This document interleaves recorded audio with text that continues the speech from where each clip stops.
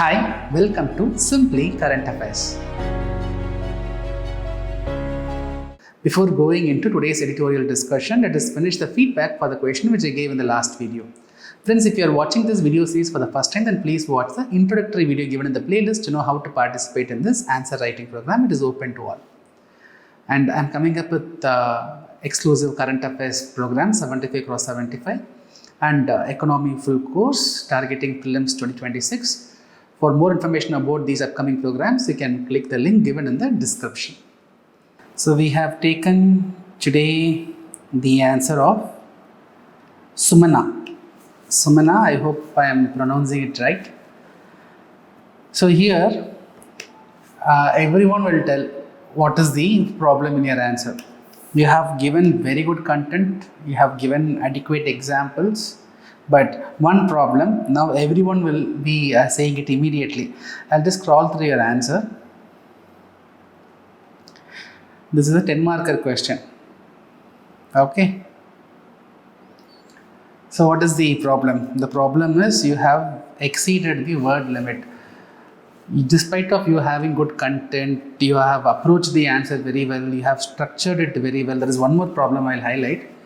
But despite of all these things, if you are going to dump too much, then you will struggle a lot to finish the paper. 20 questions in 3 hours is going to be very, very challenging if you write this much. Okay, so you have to plan. And also, I think you have written in some A4 paper. Try to write it in the UPSC format paper only.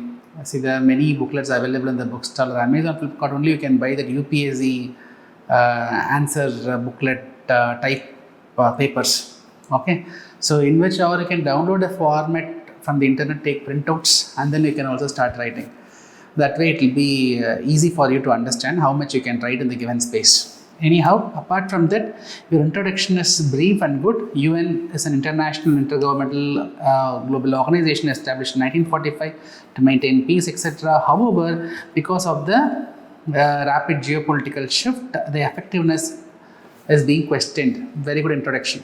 Now coming to the points. See here, what is the drawback? Arguments suggesting loss of relevance. The question is about comment.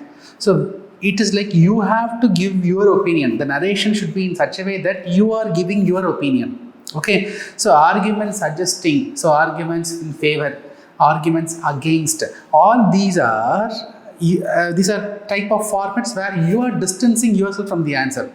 It is like a report. Okay, there are arguments prevailing in society among the critics. You are suggesting that that should not be the way how it has to be narrated.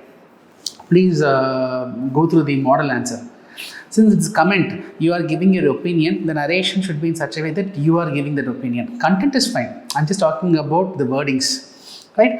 So arguments, still it's a good answer. Don't think you have made a gross mistake. It is a good answer, but a slight change can make a difference. So argument suggesting the relevance, loss of relevance. Okay, yes. So peace and security failure, you have highlighted Gaza, Ukraine, Sudan. Security Council paralysis because of the veto powers of the PY. Emergence of new threats like terrorism, cyber warfare, climate change. Right. So the good thing is for every point you are giving examples that will be well appreciated. Okay, neglect of vulnerable states like African countries, they do not get sufficient peacekeeping missions. Then the great power dominance of US, China, funding crisis. This is a 10 marker question. You are writing the reasons for loss of relevance and you are suggesting continued relevance also you are highlighting. For 10 marker question, you need not write this much. Either you make the points precise or you can remove 2 points from each subheading. So why it is still relevant? Because of the peacekeeping mission success so far, though it have not reached the needy states like African states, but still 70 peacekeeping missions, that is fine. You have highlighted that. And multilateral diplomacy, it is the one place where everyone can come under single roof, talk about climate change. So these points are good. Okay, forum for dialogue, food, shelter, medical aid, and the efforts taken by the WHO, everything you have given here, fine. Then finally, conclusion. The only problem in your answer is word limit. These many points, you can easily remove 2 points from each subheading. Okay, so while UN faces structural challenges, it remains crucial platform for dialogue on global issues. Its relevance persists, but reforms are essential to make it effective in the contemporary multipolar world. Your introduction and conclusion. Your introduction and conclusion is very good. Right, friends. So we will go on to today's agenda. So we have taken an editorial topic from the Hindu. It deals with the article deals with the potential neglect of northeastern states in the India's trade. See, Northeast in total has 8 states. Okay, Sikkim, Assam, Arunachal Pradesh, Tripura, Nagaland, Mizoram, Manipur, Meghalaya. Now, these states, they have over 5,400 plus kilometers of international borders, but the export share of these states is not even 1%. It is just 0.1%. So if you take Gujarat, Maharashtra, Tamil Nadu, Karnataka, these 4 states alone contribute 70% of India's merchandise export. But if you take these 8 northeastern states with potential international border, 5,400 plus kilometers of border, these states, they border with those countries via which we can easily enter into the Southeast Asian countries. Okay, so with Southeast Asian countries, we have huge trade potential. But we have neglected this potential. That is what this article is all about. Northeastern states, they have slightly less than 8% of the geographical area of the country and slightly less than 4% of the population of the country.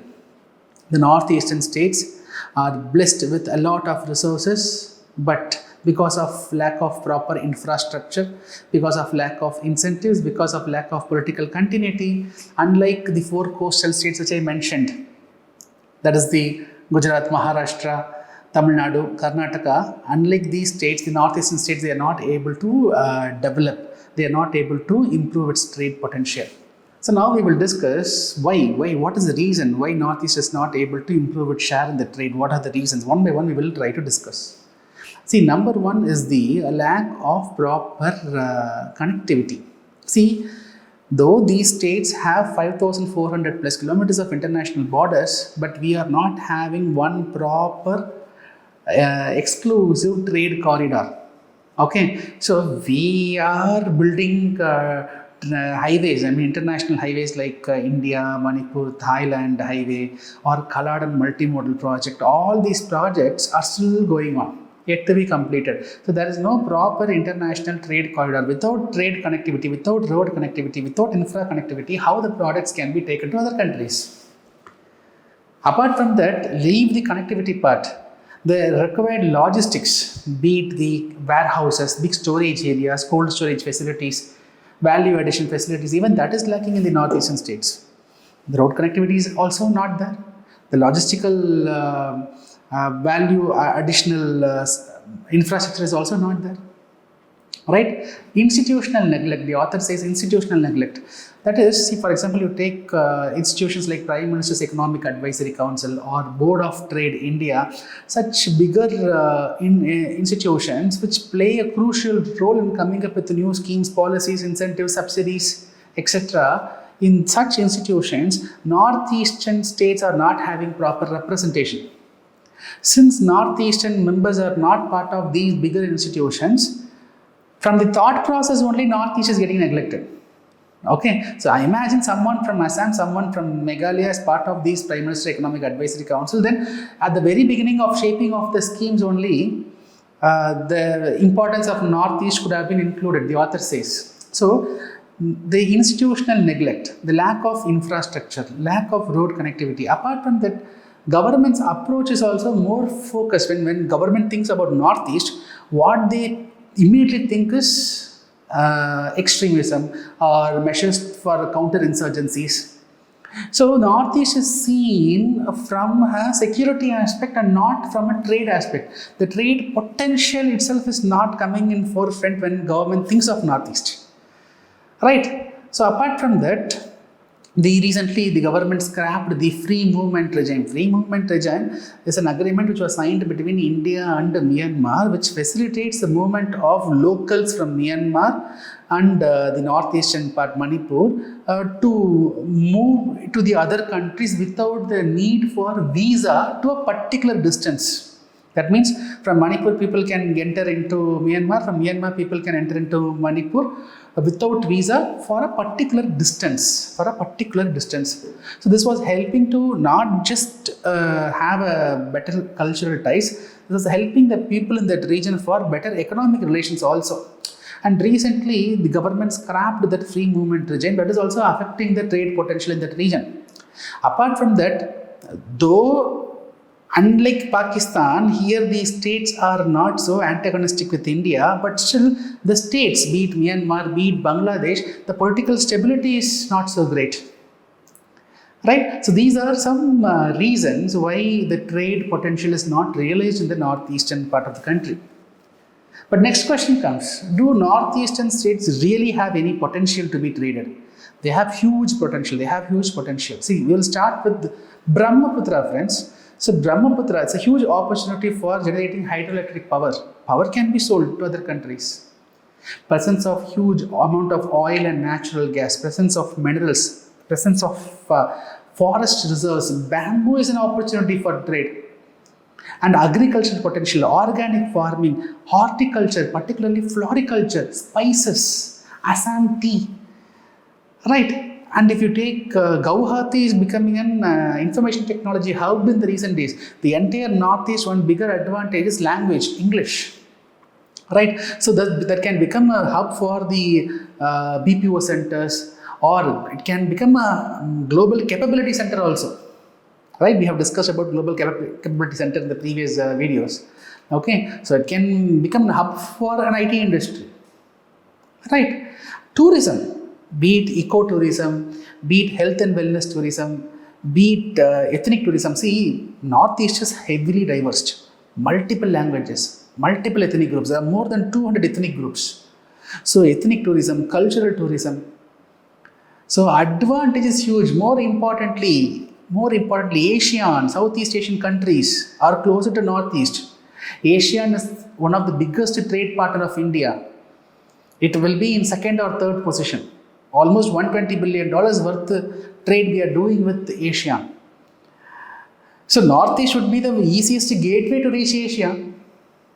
Okay, so Northeast has abundant potential. If there's a question, if it rises that whether Northeast has potential, it has huge potential. We are not using it.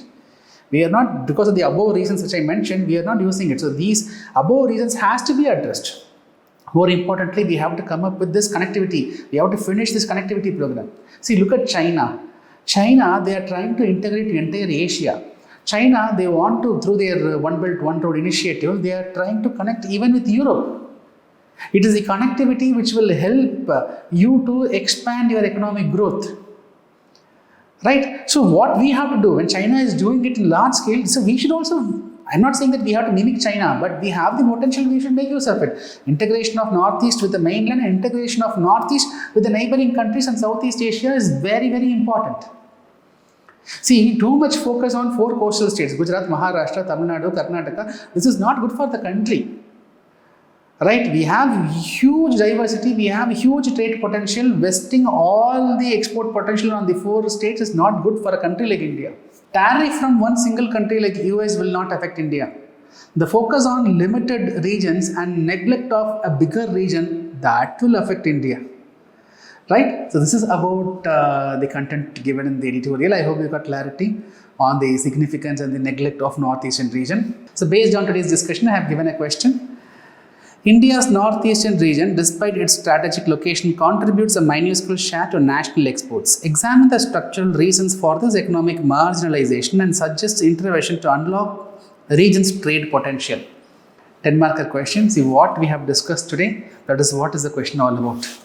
So write good answers for this question and submit it before 9 a.m. tomorrow, and you can email me in PDF format at upscwithgunasir@gmail.com. Right friends, I will see you tomorrow with another interesting editorial topic. Till then, bye. Take care from Guna Mathivanan.